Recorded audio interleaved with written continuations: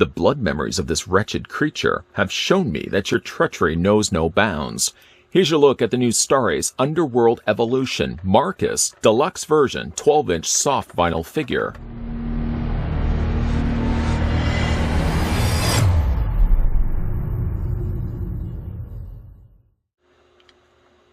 Marcus Corvinus and his brother were attacked by monsters and became the first vampire and werewolf. Entombed by the other vampire elders, Marcus was resurrected by the blood of the lichen-vampire hybrid and rose to become the most powerful supernatural creature in the world. Star Ace's 32cm soft vinyl figure of Marcus fits in with the 1/6 scale figures from Underworld Evolution. This non-articulated statue features a real fabric skirt and extremely detailed sculpt showing the supernatural power of the character.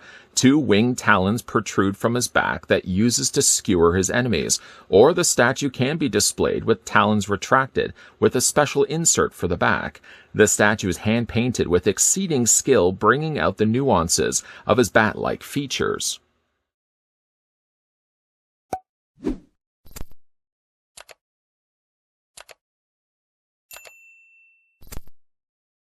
Just before we get down to looking at the details here on Marcus from Underworld Evolution. Of course, I'm sure you guys will want to know just how tall the vinyl statue stands, and happy to oblige that. I've got my tape measure here, and we're going to take it right to the very top of his head. I'm going to drag it across, so of course I'm not hitting the side of his shoulder. That will distort just how tall the statue actually stands. So dragging it out like this, and stopping the tape measure like this, and reading the measurements to you like this. You're looking at Underworld Evolution Marcus standing 12.9 inches in height. So it's about almost 13 inches tall. Let's switch that then over to centimeters. And you're looking at then the vinyl statue of Underworld Evolution Marcus being 32.8 centimeters tall. One of the really neat things about the Underworld Evolution vinyl statues is that Star Ace have scaled them accordingly so they fit in with the other 6 scale figures from the line. In fact, to show you, I can move over here Marcus, and we can bring in Celine. Now, this is Celine version 1. Yes, I know she's missing her hand. I actually was swapping some hands out and forgot to put the hand back in, but at least it gives you an idea that even though they are staction statues, the Marcus that we're going to be looking at here, he's still scaled properly with Celine. I might have even just made him just a little bit taller to tower over Celine, because I think in the movie he is a little bit taller. But at least if you are looking to display these, they don't feel out of place if you want to put a statue alongside a 6 scale figure like this. I certainly would also like to thank the folks over at Star Ace that provided this sample of Marcus that we could have a look at in this review. The company was nice enough to send over the deluxe version, which will include the thing that we're going to be looking at next, this large display stand. Picking the stand up, though it may look heavy, it has fairly light weight to it. It looks like it's all been made here in plastic. Of course, on the front, you've got embossed in there the Underworld logo, or Underworld font, I suppose. And along the top here, it depicts the interior of the Elder's Chamber. Of course, M right in the middle there. It has some really nice detailing done to it. The outer edge of the flooring looks almost marbled the way that they've painted it. You can see all the very intricate detailing that they've done to the interior of the floor. Very nice. I mean, even really to the outside here as well, as you spin this around, there doesn't seem to be a spot that's unfinished, both in sculpt and in paint. You can flip the statue base upside down as well, spinning this around so you can see it. Underneath, you have Underworld Limited Edition Marcus statue with as well 4 felt feet to prevent scratching on surfaces. So that display base is actually part of the deluxe release. If you are looking to pick up Marcus for yourself and feel like you really don't need the display base, I will say one thing about displaying it on the display base, it feels more than like a statue and less like something that can then blend in with the rest of your 6 scale figures. So I might be more inclined to probably display it without the base. If you then go with the standard release, you're basically going to be getting all the same accessories, just minus that circular base. You get one accessory that you're probably currently seeing right now next to Marcus, and you actually get one other accessory that you're currently not seeing. I know that may sound like a bit of a cryptic message. To help stabilize this figure without a display stand, and when you put the talons onto his back, Star Ace was clever enough to actually include a little stabilizing base that attaches to the bottom heels of his feet. This just adds a little bit of extra stability. Really, honestly, when you take this off, these just detach from the bottom of the heels. The statue of Marcus stands fine, to be honest, on its own. That is, of course, until you decide to put the talons on his back. And I'm sure most people picking this statue up will probably go more for the look of having the talons. And I will say that that does throw his stability off a little bit, that I would definitely encourage using this display base. Again, all it is when you're picking up the statue, when this first comes out of the box, just slide the heels just into the back like that. And you may even just want to push just a little bit of pressure against it, just to make sure it's nice and secure. Like I said, just that little bit of plastic alone stabilizes him enough, especially when we're looking at the talons, the next thing that we're going to add on to the statue. Of course, when Marcus is awoken from his tombed slumber, he has himself a pair of these winged talons on his back. They are very nicely detailed. I really like the job that Starace has done to these. The neat thing also about these is that they're removable, so you don't have to necessarily have it displayed on the figure at all times. Before we, of course, put it onto the figure, I want to quickly show you some of the detail work up close and personal. I like the coloring. If anything, and this will be probably something I will carry over to Marcus when we talk about that in a second, I wish that they put more of a sheen, like a clear coat across this, because when Marcus comes out of his tomb, he's slick, he's wet, he's covered in slime. I wish they could have brought a little bit of that to the table when it comes to his talons here.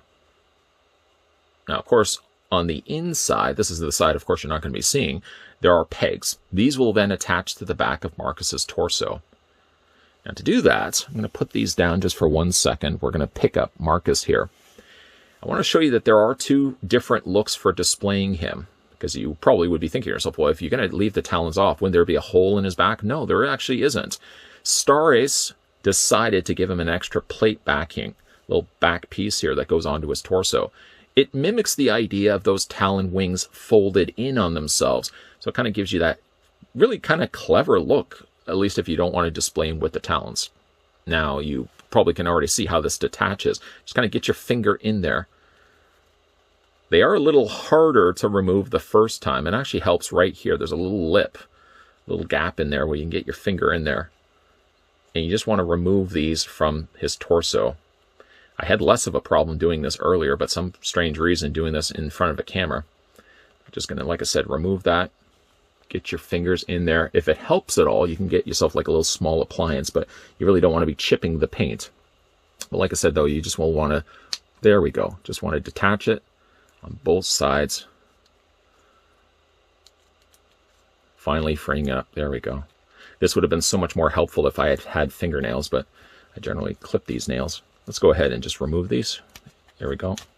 All right, now that that's finally detached, boy, that took forever.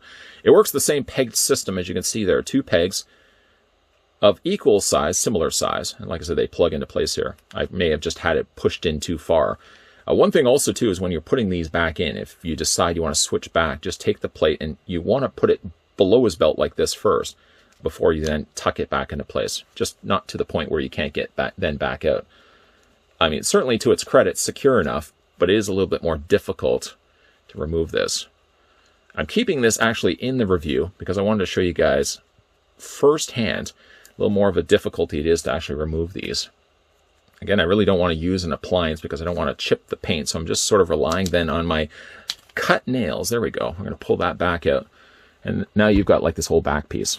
Then, of course, you're going to take then the talons and line them up the exact same way. And then when you're putting it onto the statue, again, tuck it below the belt, just like that, and then fit it into place, like that. One thing at least works to the aid of the talons is they're a lot easier to remove because there's more that you can hold on to, unlike just the regular back plating. Snap that then into place, and just to quickly show you the difference between the two. Again, I really like that Starace decided to give us 2 different ways to display the figure, the statue. So if you want to go with or without talons, you have the option available. And that's what Marcus looks like. Quite more imposing, if you ask me, when he's got the winged talons in place. Here's what Marcus's head sculpt looks like, so you guys can see it up close.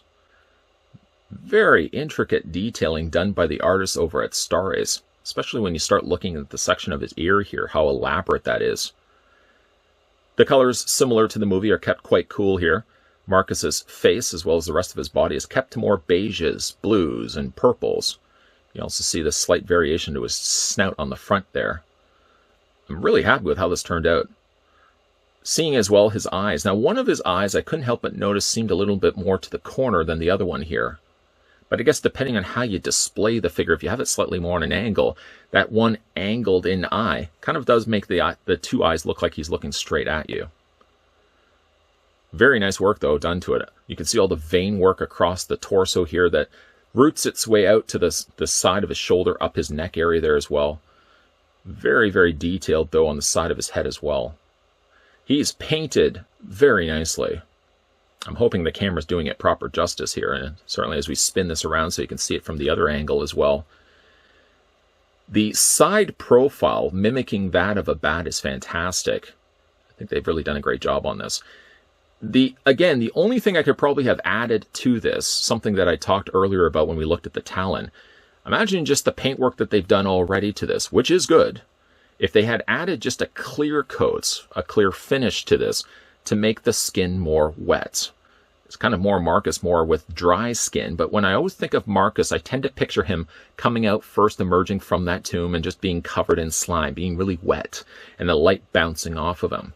If they had maybe added a little bit of that also to the surface of this statue, maybe it may have added just a little bit more realism to it. Short of that, though, I'm very happy with how this one turned out.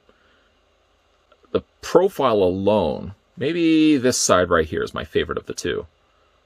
Boy, does that ever look sharp. But as we, of course, move further down from the figure, the statue, it's a vinyl figure statue, you can see the detail work that they've incorporated into the belt, not to mention as well the abdomen section, the side rib cage there too. The coloring is so fantastic on this, to the point where if you're looking at the side of his body, for example, you can almost even see there's a translucency to the way that they painted it. Clearly, that was only just done by doing a lighter shade of this vein work on the inside, or the side of his body. But doing it in such a way, it does look like it's got almost a translucency to it. Very, very nicely done. And again, we can go back to his belt here. Done mostly, I'm guessing, in a dark black, and then brushing over top of it the silver, so you can get more of the accents on the outer surface of it. And then when you get to the skirted area here, they've decided to use a real fabric. I'm glad to see that they used fabric and not tried to sculpt this. You would never be able to really replicate the realism of material by sculpting it. By using a fabric, though, I think you get the more accurate read of it. You can see that there's all these little rips and tears at the bottom of these. They're not even so much skirting as they're pants. You can see there's a divide up the middle here. It's a thick material, too. Hopefully you guys can see it closely. It's almost like a velour. And I feel like there's a frame on the inside of it. As I'm bending this just a little bit, it feels right here like they've got a metal frame running on the inside of the legs. Just so, again, you can bring those up a little bit, add a little bit more detailing to the way you've got these, of course, displayed. Now, I'm just going to bring the legs up just a little bit. This is a bit strange, I'm sure, to see Marcus like this, but it's only more just to drive home the idea that they've sculpted the boot further past the point of the legs. The pants really only go to about, here? But the idea that they've gone the full mile of sculpting all the stuff that you wouldn't see is certainly, again, a nice touch on Star Ace's part. Though it's a bit strange to have Marcus with his bare legs showing like that. Then there's Marcus's hands, which we can have a look at right now. Each one of the fingers quite long in length, and you can see each one of them also sporting very sharp fingernails on the ends of them. The fingers are slightly softer than the rest of the figure, but keeping in mind that the statue is made of vinyl, it would make then some sense that thinner things like fingers would be a little bit more softer. I want to just show you guys, draw your attention to the way that they've transitioned the colors here. Now, of course, we already started talking about his head, and then from there we worked our way down his torso. It sort of keeps to a very cool coloring on the front of his face, and as well a cool coloring to the front of his stomach area here of his torso. But then as it moves its way down its arm, something rather interesting happens here.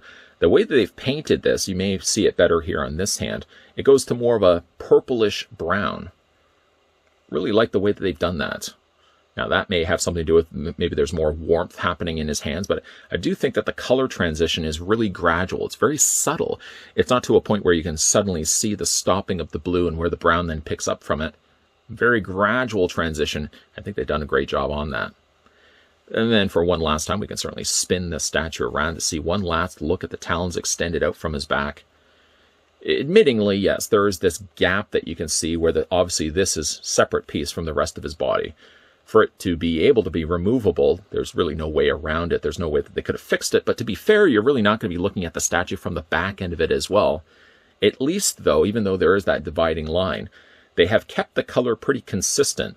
So that purple-based brown that we were seeing really at the ends of his hands also are on the back here as well.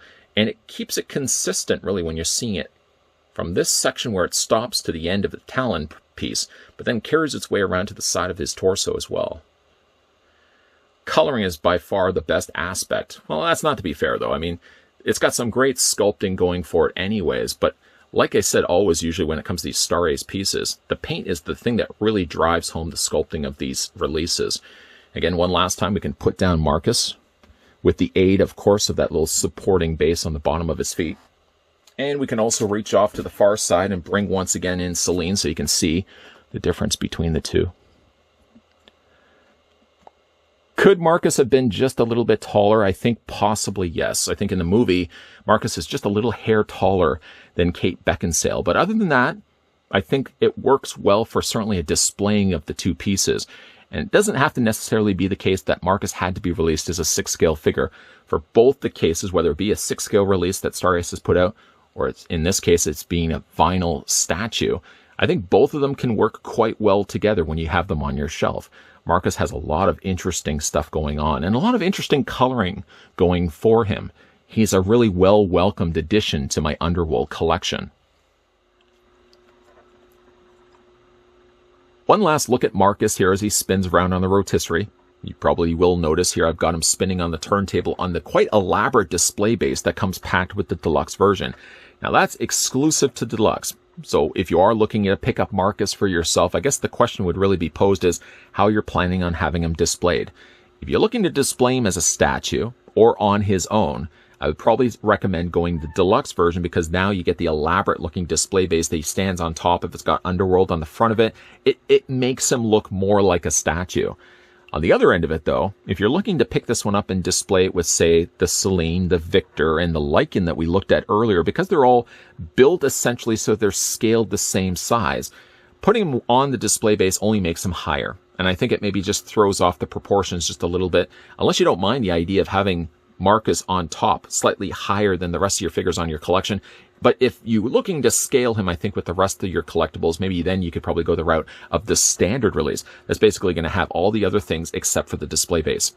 And of course, when it comes to displaying him as well, you have two different ways of displaying him with his torso. You can either have the extended wing talons, which we currently got here going on in final looks, and probably going to be the way I'm going to go.